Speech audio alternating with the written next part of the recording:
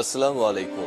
সবাইকে স্বাগত জানাচ্ছি। আমি নাসরুল ইসলাম তন্ময়। শুরুতে বিআরবি কেবল সংবাদ শিরোনাম। বাংলাদেশের সর্বশেষ গুরুত্বপূর্ণ আপডেট সংবাদে আপনাকে স্বাগত। শুরুতেই সংবাদ শিরোনাম, পরে বিস্তারিত। শুরুতেই জানিয়ে দিব, সব হত্যার বিচার করা হবে বললেন সেনাপ্রধান। দেশের বর্তমান সংকট নিরসনে সব রাজনৈতিক দলের নেতাদের সঙ্গে আলোচনা শেষে ব্রিফিং করেছেন সেনাপ্রধান জেনারেল ওয়াকারুজ্জামান। আজ বিকাল 4টায় জাতির উদ্দেশ্যে ভাষণ দেন তিনি বলেছেন, দেশের এই ক্লান্তিকাল চলছে। ক্লান্তিকাল শেষ হলে দেশে যে অপরাধ হয়েছে তার বিচার করা হবে। এরপর জানিয়ে দিব, এই বাংলাদেশ পরিচালিত হতে হবে মেধাবী এবং দেশপ্রেমিকের মাধ্যমে বললেন আসিফ আকবর। প্রধানমন্ত্রীর পদ থেকে পদত্যাগ করে দেশ ছেড়েছে আওয়ামী লীগের সভাপতি শেখ হাসিনা। সোমবার 5 আগস্ট দুপুর 2:30টার দিকে দেশ ছাড়েন তিনি। কোটা সংস্কার ইস্যুতে উত্তাল পরিস্থিতির মধ্য দিয়ে ক্ষমতা ছাড়তে বাধ্য হয় আওয়ামী লীগ। এদিকে স্বরাষ্ট্রমন্ত্রীর বাসায় হামলা।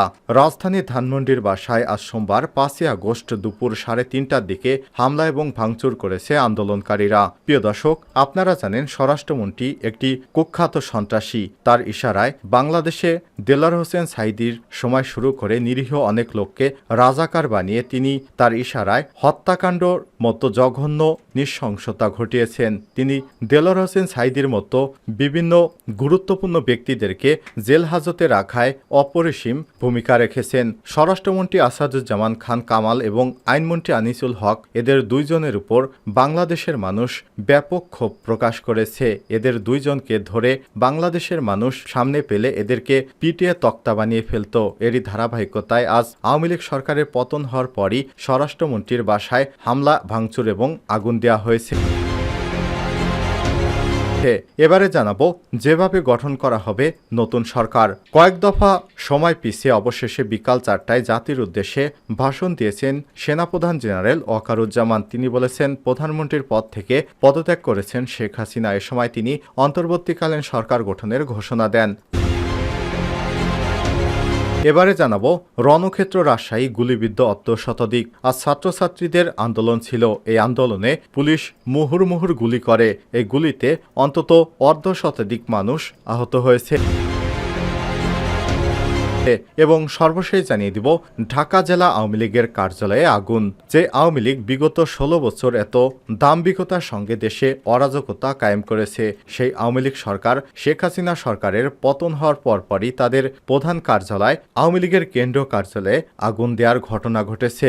আর শেখ হাসিনা পদত্যাগ করে ভারতে পলানোর পরই তার কার্যালয়ে আগুন দিয়েছে আন্দোলনকারীরা। প্রিয় দর্শক, এতক্ষণ শুনছিলেন সংবাদ শিরোনাম, এবারে বিস্তারিত। তবে তার আগে বন্ধুরা, অনুরোধ থাকবে সংবাদটিতে একটি লাইক দিন। আর বন্ধুরা, আপনি যদি এই চ্যানেলে আমাদের সংবাদটি নতুন দেখে থাকেন তাহলে ভিডিওটি দেখতে দেখতে চ্যানেলটি সাবস্ক্রাইব করে রাখুন, যাতে করে আমার পরবর্তী লেটেস্ট আপডেট সংবাদগুলো সবার আগে আপনার কাছে পৌঁছে যায়। এবারে বিস্তারিত। সব হত্যার বিচার করা হবে বললেন সেনাপ্রধান। দেশের বর্তমান সংকট নিরসনে সব রাজনৈতিক দলের নেতাদের সঙ্গে আলোচনা শেষে ব্রিফিং করেছেন সেনাপ্রধান ওয়াকারুজ্জামান। সোমবার 5 আগস্ট বিকাল 4টায় জাতির উদ্দেশ্যে ভাষণ দেন তিনি। সেনাবাহিনীর প্রধান বলেন, রাজনৈতিক ক্রান্তিকাল চলছে। একটি অন্তর্বর্তী সরকার গঠন করা হবে, সব হত্যার বিচার করা হবে। সেনাবাহিনীর উপর আস্থা রাখেন। আমরা রাজনৈতিক দলের নেতাদের সঙ্গে বৈঠক করছি। তিনি আরো বলেন, আমরা এখন বঙ্গভবনে যাব, সেখানে অন্তর্বর্তী সরকার গঠনের ব্যাপারে বিস্তারিত আলোচনা হবে। তিনি ছাত্রদের শান্ত হওয়ার পরামর্শ দেন। এই বাংলাদেশ পরিচালিত হতে হবে মেধাবী দেশপ্রেমিকদের মাধ্যমে বললেন আসিফ আকবর। প্রধানমন্ত্রীর পদ থেকে পদত্যাগ করে দেশ ছেড়েছেন আওয়ামী লীগের সভাপতি শেখ হাসিনা। সোমবার 5 আগস্ট দুপুর 2:30টার দিকে দেশ ছাড়েন তিনি। কোটা সংস্কার ইস্যুতে উত্তাল পরিস্থিতির মধ্যে দিয়ে ক্ষমতা ছাড়তে হলো আওয়ামী লীগকে। আন্দোলনে শিক্ষার্থীদের পাশে দাঁড়িয়েছিলেন সঙ্গীত শিল্পী আসিফ আকবর। সোমবার 5 জুলাই বিকেলে নিজের মতামত ফেসবুকে স্ট্যাটাসের মাধ্যমে জানিয়েছেন তিনি। আসিফ আকবর লিখেছেন, সন্তানদের মেধা বাংলাদেশের সেরা সম্পদ। এই বাংলাদেশ পরিচালিত হতে হবে মেধাবী দেশপ্রেমিকদের মাধ্যমে।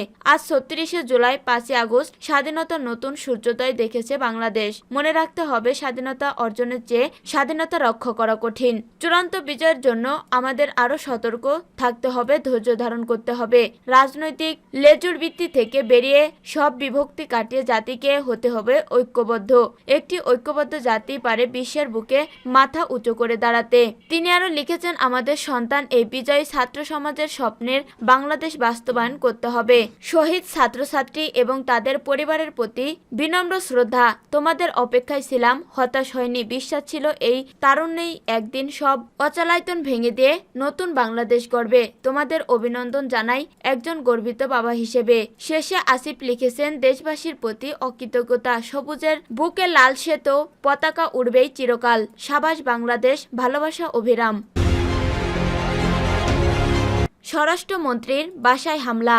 স্বরাষ্ট্রমন্ত্রী আসাদুজ্জামান খান কামালের বাসা ভাঙচুর করেছেন আন্দোলনকারীরা। রাজধানী ধানমন্ডির বাসায় আজ সোমবার 5 আগস্ট দুপুর 3:30টার দিকে হামলা ও ভাঙচুর করে আন্দোলনকারীরা। এ সময় স্বরাষ্ট্রমন্ত্রী বাসার ফটক ভেঙে হাজারো আন্দোলনকারীকে ঢুকে পড়তে দেখা যায়। বাসার ভিতরে ভাঙচুর চলছে। অপরদিকে আজ দুপুর 2:30টার দিকে পদত্যাগ করে দেশ ছেড়েছেন শেখ হাসিনা ও তার বোন শেখ রেহানা। বঙ্গভবন থেকে একটি সামরিক হেলিকপ্টার শেখ হাসিনাকে নিয়ে যাত্রা করে। হেলিকপ্টারে ভারতের পশ্চিমবঙ্গের উদ্দেশ্যে রওনা দিয়েছিলেন সাবেক সরকার প্রধান। শেখ হাসিনা দেশত্যাগ যাওয়ার খবরে স্লোগানে মুখরিত আন্দোলনকারী ছাত্র জনতা। বিজয় উল্লাসে মুখরিত ঢাকার রাজপথ। যেভাবে গঠন হবে নতুন সরকার। কয়েক দফা সময় পিছিয়ে অবশেষে বিকেল 4টায় জাতির উদ্দেশ্যে ভাষণ দিতে আসেন জেনারেল ওয়াকারুজ্জামান। তিনি বলেন, প্রধানমন্ত্রীর পদ থেকে পদত্যাগ করেছেন শেখ হাসিনা। এ সময় তিনি অন্তর্বর্তীকালীন সরকার গঠনের ঘোষণা দেন। সেনাপ্রধান বলেন, বিভিন্ন রাজনৈতিক দলের নেতাদের সঙ্গে বৈঠকের পর এই সিদ্ধান্তে এসেছেন তারা। এই প্রস্তাব নিয়ে রাষ্ট্রপতির কাছে যাবেন সেনাপ্রধান। এরপরই ঘোষণা হবে অন্তর্বর্তীকালীন সরকারের প্রধান কে হবেন। এ সময় সেনাপ্রধান আন্দোলনরত শিক্ষার্থীদের ঘরে ফিরে যাওয়ার আহ্বান জানান। জেনারেল ওয়াকারুজ্জামান বলেন, সব হত্যা ও খুনের বিচার করা হবে। বক্তব্যের সময় তার উপর দেশবাসীকে বিশ্বাস ও আস্থা রাখার আহ্বান জানান। এর আগে জানান, একটি সামরিক হেলিকপ্টারে করে দেশ ছেড়েছেন শেখ হাসিনা ও শেখ রেহানা। জানা গেছে, আজ দুপুর 2:30টায় বঙ্গভবন থেকে একটি সামরিক হেলিকপ্টার শেখ হাসিনাকে নিয়ে যাত্রা করে। এ সময় তার ছোট বোন শেখ রেহানা ছিলেন। সংশ্লিষ্ট সূত্র জানায়, তারা হেলিকপ্টারে ভারতের পশ্চিমবঙ্গের উদ্দেশ্যে রওনা দেন। এদিকে বার্তা সংস্থা এএফপি জানিয়েছে, শেখ হাসিনা ও তার বোন শেখ রেহানা নিরাপদ স্থানে চলে গেছেন। শেখ হাসিনা যাওয়ার আগে একটি ভাষণ রেকর্ড করে যেতে চেয়েছিলেন, তিনি সে সুযোগও পাননি।